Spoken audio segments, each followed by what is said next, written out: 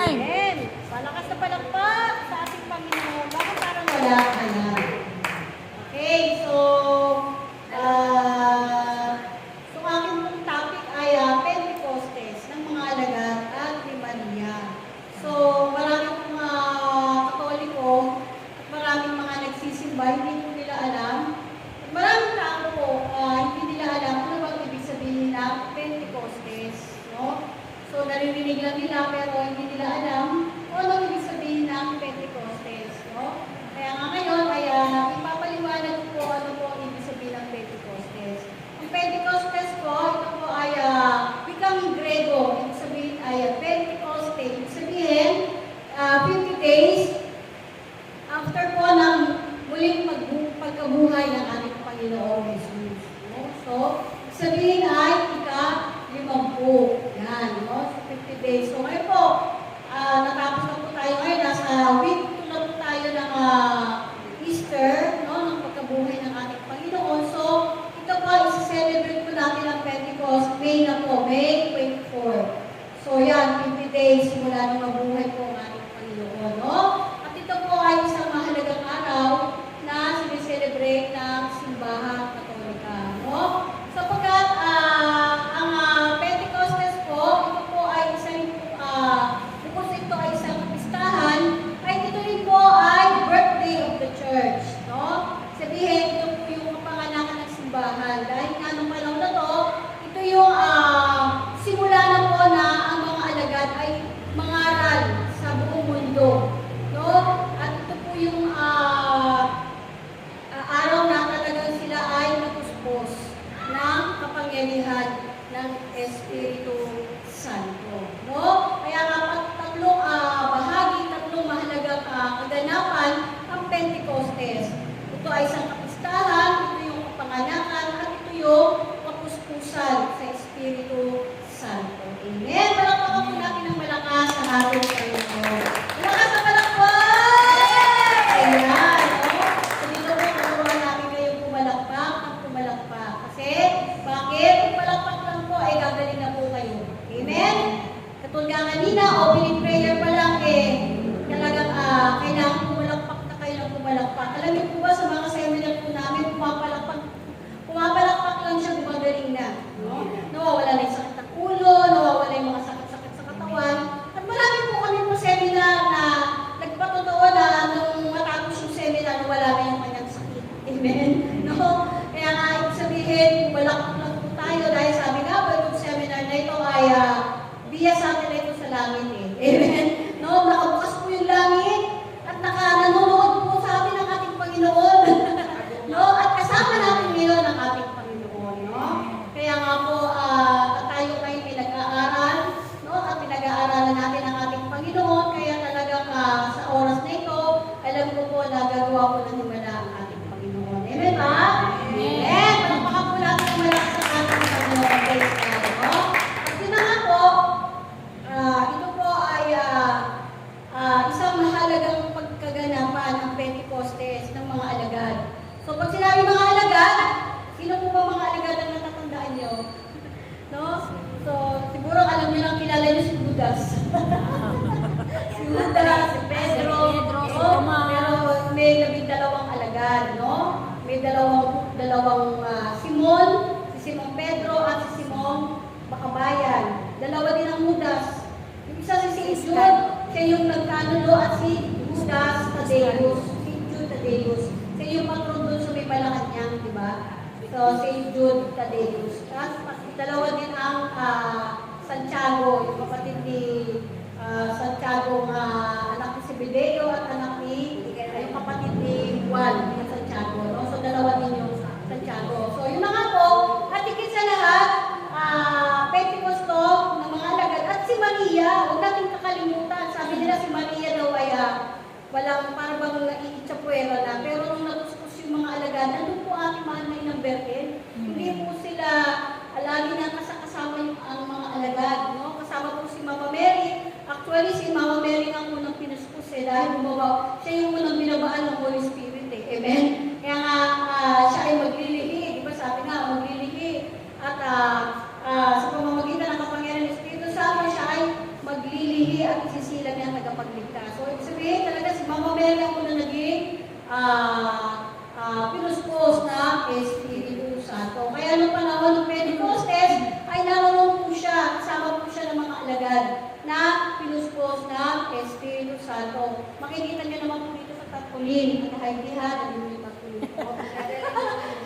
Kasi example natin yan, kasama po yung mga alagad at si Maria, na kung saan dito po pinapakita, ito yung larawan ng naganap no unang Pentecost ng mga alagad at ni Maria. Amen? So, palakpakan po natin ang malakas ng Espiritu. No? So, ang Pentecost po, ito po ay isang napakahalagang kaganapan sapagkat ang Pentecostes po, ito po ay pangako ng Diyos. No, na noong panahon po wala ay nangako na si Amang Yahweh kay Propeta Joel na sabi niya gano'n na ibubuhos ko ang aking Espiritu sa lahat ng tao.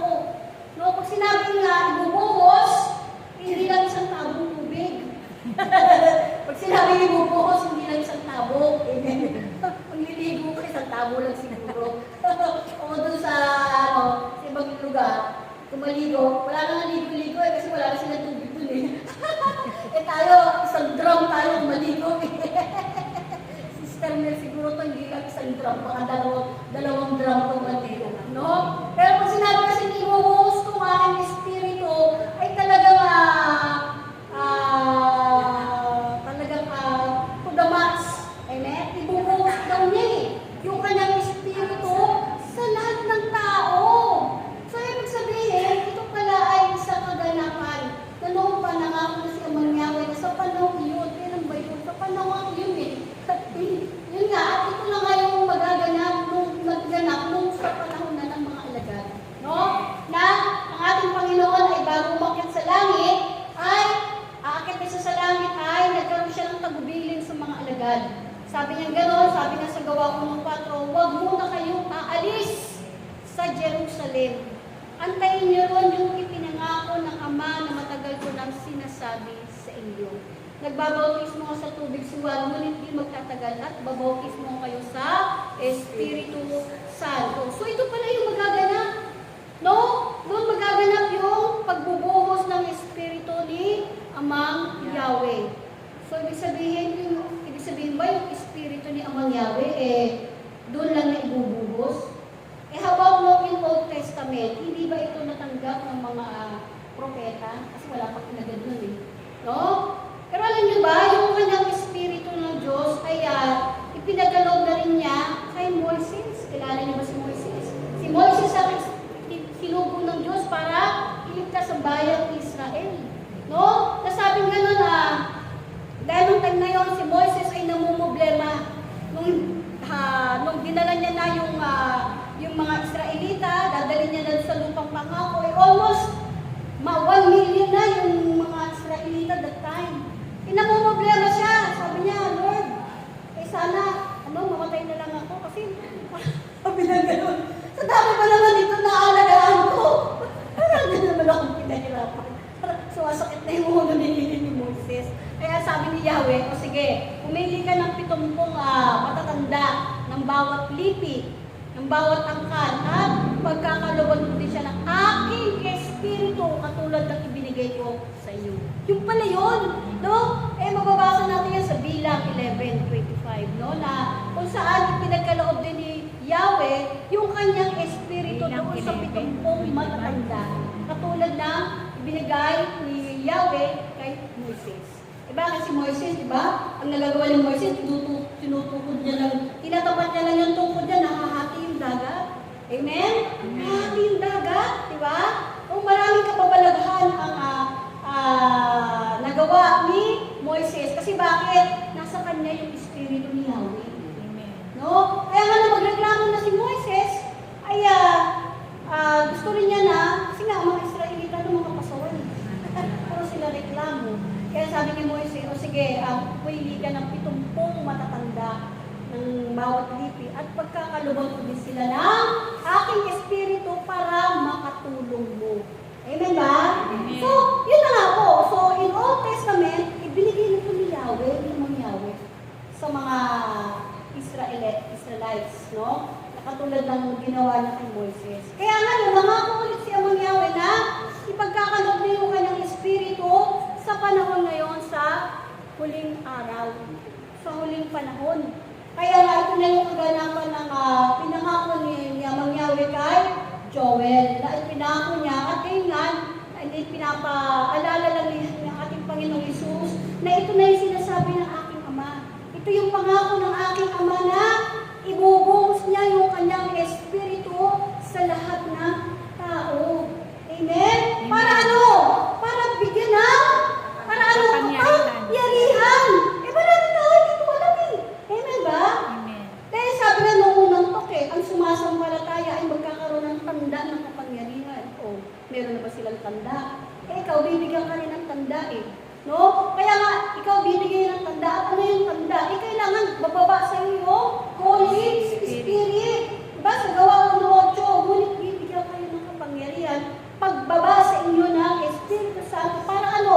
Upang kayo ay maging saksi ko. So, tunay palang saksi yung binabaan ng Espiritu Santo. Kasi yung binabaan ng Espiritu Santo, ito yung mga taong pinagkalooban ng kapangyarihan. Amen ba? Amen. Palakpakan po natin na malakas ang ating Panginoon. Eh, bakit naman natin pwede kailangan pa ng power? Bakit kailangan ng power? Sa panahon natin ngayon, kailangan natin ng power. Hindi yung power na power ng Kili-kili. hindi power ng mga kanyon, hindi power ng mga missiles, hindi power ng kung ano ng power, kundi ito yung power, kapangyarihan galing sa Diyos. Amen. Amen? Ito yung kapangyarihan na hindi ito yung kapangyarihan na kapag kukuha ng kandila, lalagay mo sa palanggana, lalabas mo yung mga mukha ng mga nakulang at tambaran. Ay, hindi ganun kapangyarihan. Amen? Kundi ano yung kapangyarihan? Kapangyarihan ay pagkakalob ng Holy Spirit sa iyong kamay, sa iyong dila, at sa iyong isip. Meron ka na ba nun? Wala pa nga eh. Kaya nga tinuturo namin eh. Amen? Amen. Na maraming tao hindi po ito alam. No? Kaya nga, ang Holy Spirit ay nagkakaloob ng kapangyarihan. Bakit? Kung si Yahweh ba noon na binigyan niya ng power si Moises, eh, siya rin yung Diyos ngayon. Amen? Siya yung Diyos noon, siya ang Diyos din ngayon. Dahil siya nga ang Alpha at ang Omega. Amen? Kilala niyo ba ang Diyos noon at ngayon? Anong pangalan ng Diyos noon at ngayon? Hindi nagbabago. Anong pangalan? Yahweh. No? Alam mo ba yung original name ng Diyos? Kasi ngayon maraming pangalan ng Diyos. May Elohim, may El Shaddai, may Jehovah. Lahat po yan meaning. Kasi bakit? Noong unang panahon po kasi, yung original ng name ng Diyos, dahil nga ito ay banal, natakot po silang ito ay malapastangan. Kaya tinago po nila yung original name ng Diyos. Sinabi ni Yahweh kay Moises. At ano yung pangalan na yun? Ito po yung YHWH. Yung apat na letra lang po. Ito yung apat na letra ng tetragrammaton. Na ibig sabihin, ako nga, ito po ay salitang Hebrew. Sabihin nyo nga, Hebrew. Yahweh. Yan. Ibig po sabihin ng Yahweh ay, ako nga. No?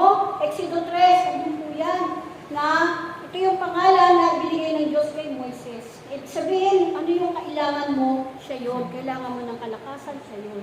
Kailangan mo ng kagalingan? Siya yun. Kailangan mo ng himala? Siya yun. Kailangan mo ng buhay? Siya yun. Amen. Dahil walang ibang Diyos. Siya ang Diyos noon, ngayon, at magpakailanman. Ano ang pangalan? Yahweh. Amen? Palakpakan po natin ang malakas ating Panginoon. No? Siya po yung Diyos na hindi nagbabago. Siya yung Diyos na banal. Na hindi mo na kailangang pabanalin kasi pangalan palang banal na. Kaya ka tinago nila dahil baka malapastangan. No? Kaya nga, yung pangalan na yan, napakabanal na pangalan. No? Kaya nga, umaga pa lang, banggitin na po natin yung pangalan na yan at gagawa na ng himala ang Diyos. No? Kami po, pag-gising pa lang namin sa umaga, binabanggit na po namin yung pangalan na 3 times. At pagka bago matulog, binabanggit na rin namin 3 times. Kasi bakit hindi na tayo magising? Amen? Kaya kailangan, pag-gising sa umaga, magpapasalamat ka kasi nagising ka pa. Marami tao hindi na nagigising. Amen? At yun na nga, bago matulog, kailangan banggitin mo din para maging payapa po yung tayo ay gagabayan sa maghapon po nating trabaho. Amen ba? No, dahil siya lang yung nagbibigay sa atin ng lakas. Siya yung nagpapala sa atin at nagbibigay sa atin. Sabi nga, wala tayong mabibiling lakas, SM. No, wala tayong mabibiling mabuting kalusugan sa mag-inasal. Amen. No, tanging kabusugan lang. Kabusugan lang ang kaya nilang ibigay. Pero pag nabusog ka na, magugutom ka na naman ulit. Amen ba? O, mananalangin ka na naman para bigyan ka ulit ng pambusog. No? Kaya nga, ang Diyos ang laging nagkakaloob. Ang Diyos ang laging nagbibigay. Siya ating great provider. No? Kaya nga, dapat lagi po tayo lagi nating babanggitin ang kanyang pangalan kasi po, ang nais ng Diyos ay lagi natin siyang kinakausap. Kasi nga siya yung ating Ama, di ba? Isang panalangin, ito yung panalangin na isang panalangin na tinuro ng ating Panginoon. No? Yung the Lord's Prayer, yung Ama namin sa Mateo 6, di ba? Ang sabi doon, Ama namin, sumasalangit ka. Kaya yung ating madalas tayo bilang mga Katoliko, tayo ay inuusig dahil daw ang ating sinasamba ay yung mga nandun sa dingding. Kaya panalangin nga namin, Ama namin, sumasalangit ka, hindi naman sumasadingding ka.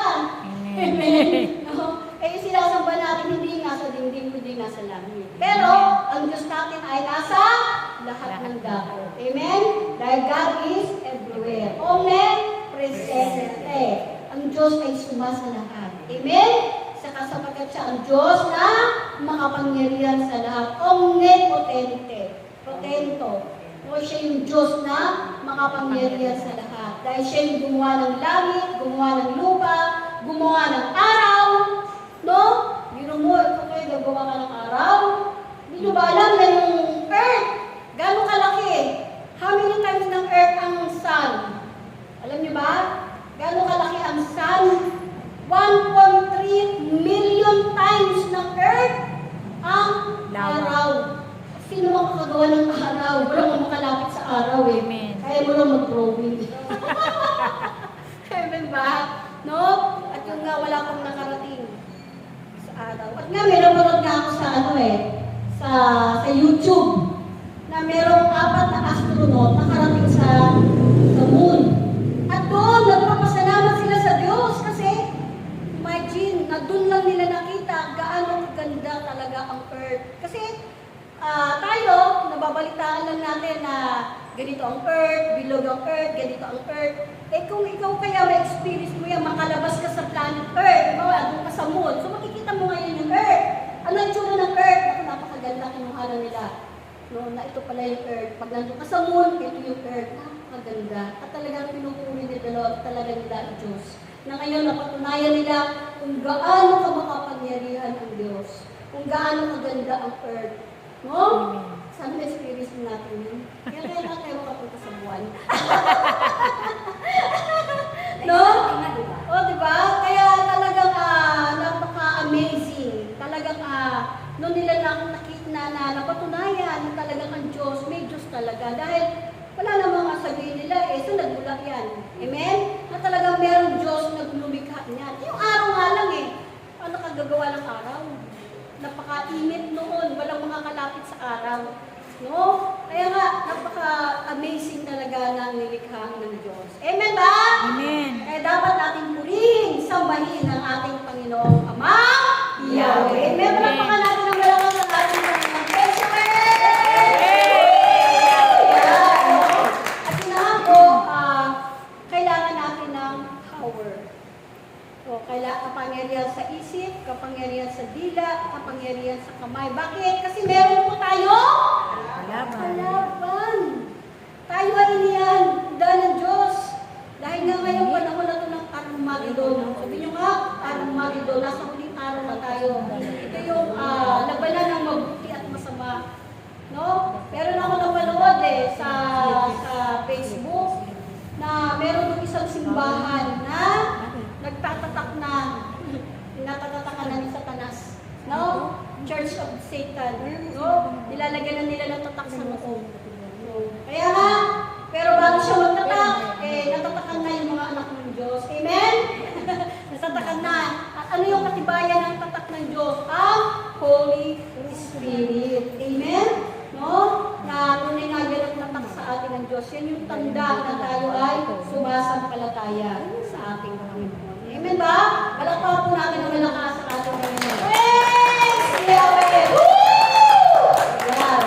Kaya nga po, may kalaban tayo. Sabi nga po sa Efeso 6:12, ang kalaban nyo ay hindi mga tao, kundi mga hukbong espiritual sa himpapawid.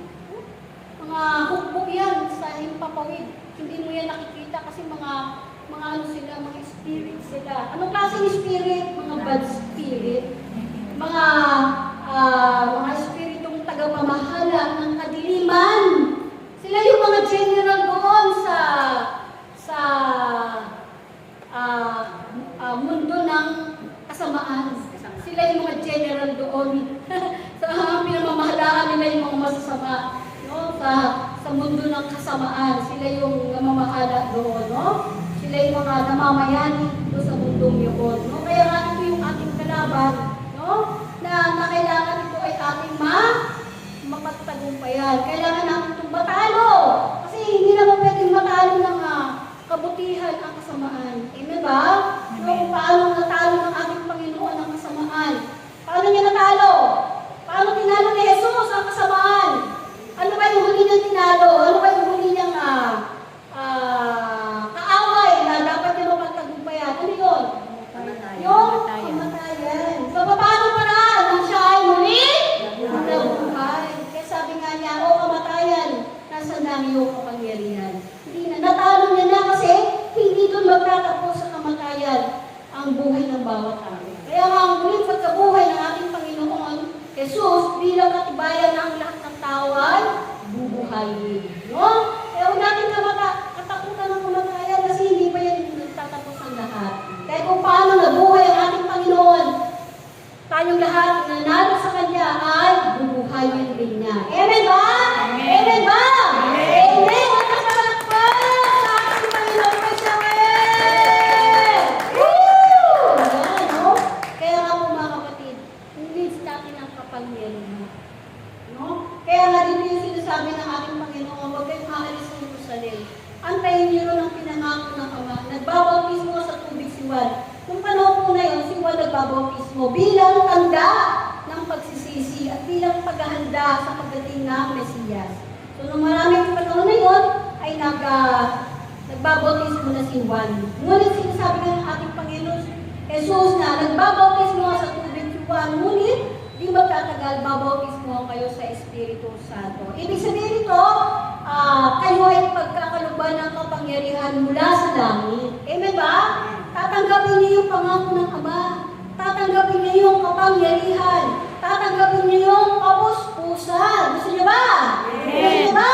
Amen. Hingin niyo sa ating Panginoon. Amen? Malakas na palakpak sa ating Panginoon. Praise God. No? Kaya nga mga kapatid, no? At nung panahon nga na dumating na yung tinakda, yung Pentecostes, no? Habang ang mga alagad at si Maria ay nananalangin doon sa upper room, ay dumating yung araw na yun. No? Na may narinig silang malakas na ugong. Malakas na ugong mula sa langit. At yun na nga, napuno nito yung bahay na kinaroroonan nila. At may nakita sila mga wari, mga dilang apoy na lumupag sa bawat isa sa kanila. At sila lahat ay napuspos ng Espiritu Santo at nagsalita sa iba't ibang wika. Amen? Palakpakan natin ang malakas ng ating Panginoon. At nagtanong yung mga alagad, ano nangyari? Nagtanong yung mga tao doon, nag-o-show. So, ano nangyari? Bakit ang mga wika katutubo natin ang sinasalita ng mga alagad? Nagtatanong sila. Sabi nila, di ba mga taga-ano tayo? Taga-Lydia, taga-Ilang, taga-Mesopotamia, taga-Ponto, taga-Asya. Pero bakit sinasalita ng mga alagad yung ating katutubong wika? Kaya tumayo si Pedro, sabi niya, mga taga-Jerusalem, ito na yung kaganapan ngayon ng sinabi ng Diyos kay Propeta Joel. Na sa huling araw ay ibubuhos ko ang aking espiritu sa lahat ng tao. Amen? Amen. Palakpakan po natin ng malakas ng ating Panginoon. No? Kaya nga ng araw na yun, no? Ay marami po ang nabautismuhan sa araw na yun. Marami ang tumanggap ng marami ang naniwala ng panahon na yun dahil nangaral na ito na yung simula na nangaral ng mga alagad. Ang mga alagad ay wala sa kanilang pagkatakot dahil nga umalis ng ating Panginoon. Pero nung dumating ang Espiritu Santo, nung sila ay napuspos ng kapangyarihan, ito na yung simula ng kanilang hayagang pangangaral sa lahat ng dako. At marami na ito na yung simula na lumaganap na ang pananalig at pananampalataya sa ating Panginoon. Sila ang mga alagad ay humayo ng dala-dalawa sa bawat lugar at marami na ang nabautismuhan at tumanggap ng Espiritu Santo hanggang sa panahon natin ngayon. No, kaya ngayon, kung paano po namin tinanggap yan, tatanggapin nyo rin. Gusto nyo ba? Okay, tapusin nyo po ang seminar na ito sapagkat yung kapangyarihan po ng pangako ng Diyos ay pagkakalob sa inyo mamaya lang. Amen ba? Amen. So maraming salamat at palakpakan natin ng kalakasan.